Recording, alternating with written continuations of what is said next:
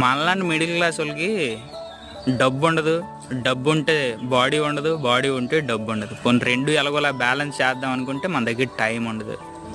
Job చేసామా, జాబ్కి వెళ్ళి వచ్చామా, మనం జిమ్కి వెళ్ళడానికి టైం ఉండదు. కొంచెం జిమ్కి వెళ్ళామా మనం డబ్బు సంపాదించడానికి టైం ఉండదు, ఏదైనా కొత్త స్కిల్ నేర్చుకోవడానికి అవకాశం ఉండదు. ఇవన్నీ మనం ఎతికే కారణాలు అనమాట. అంటారు కానీ ఒక్కొక్కరికి నిజంగానే అవ్వదు. ఎంత కష్టపడినా టైం అనేది సెట్ అవ్వదు.